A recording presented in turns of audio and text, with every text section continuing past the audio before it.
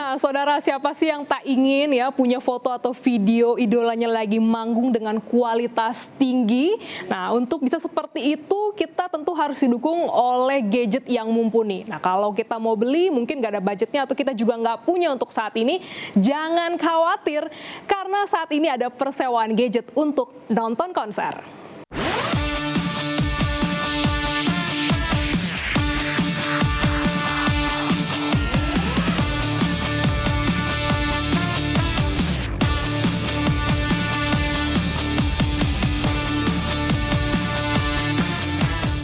Mengabadikan momen saat konser sambil sing along, kemudian menguploadnya di media sosial tentu sudah menjadi tren.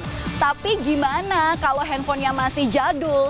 Tentu fitur zoom in, zoom outnya belum memadai. Alhasil gambarnya jadi jelek. Tapi tahukah Anda, ternyata sekarang ada loh bisnis khusus untuk menyewakan handphone demi bisa nonton konser. Tentu untuk bisa ambil gambar selain kualitasnya menjadi lebih baik, yang nyewa juga jadi kelihatan makin funky.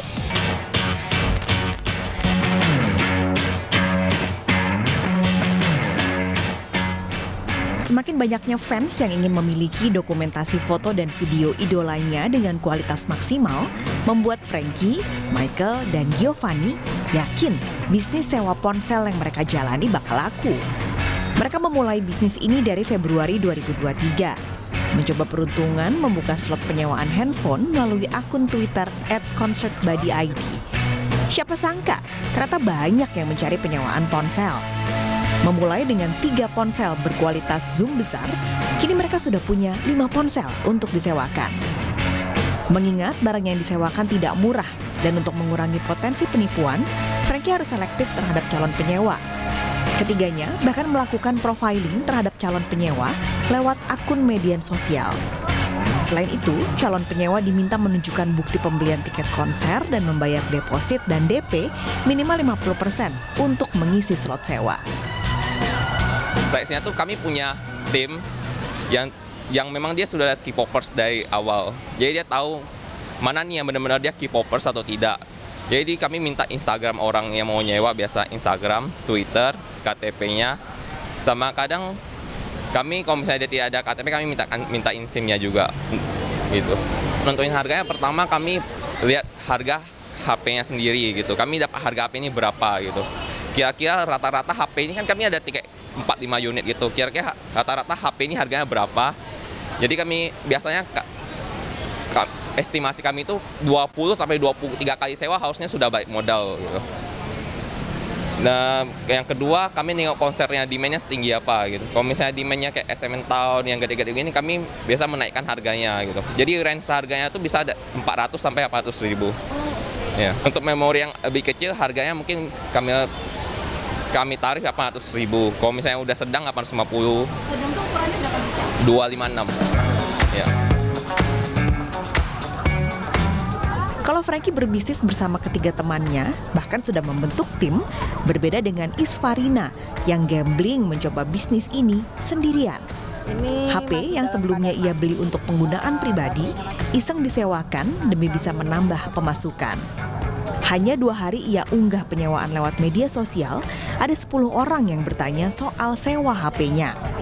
Isfarina sendiri menyewakan 1 unit HP dengan harga Rp800.000. Ini kali pertama sih sebenarnya. Sebelumnya belum pernah nyewa, belum pernah menyewa dan belum pernah menyewakan gitu. Jadi ini benar-benar buat aku ini experience pertama lah gitu. Nah, itu kamu nggak khawatir hilang atau kembali nanti rusak nggak sesuai kondisinya? Kamu nggak ada khawatiran itu? Jujur sebenarnya khawatir ada, karena ini kan riskan banget ya, HP-nya juga nggak murah gitu. Tapi aku memberikan beberapa preventif, acara-acara yang preventif gitu. Jadi kayak aku nanti akan tukar HP itu dengan KTP mereka. Terus nanti aku juga akan cek mereka punya wristband-nya sesuai dengan kelas tiket yang mereka beli atau enggak. Terus aku juga meminta mereka untuk tanda tangan surat pernyataan di atas materai kalau mereka bersedia lah intinya untuk mengganti rugi sebesar kerusakan atau kehilangan si unit yang aku sewa ini. Buat para penyewa, mengeluarkan uang ratusan ribu rupiah untuk sekali acara dinilai lebih hemat dibanding harus membeli ponsel seharga puluhan juta rupiah. Apalagi penggunaannya hanya di waktu-waktu tertentu, yakni saat nonton konser saja. Karena kan aku suka menyimpan memori dari kenangan-kenangan yang aku pernah nonton gitu ya. Karena menurut aku tuh fancam itu sangat penting untuk aku, karena kalau asalnya aku udah selesai konser tuh aku pengen lihat-lihat lagi.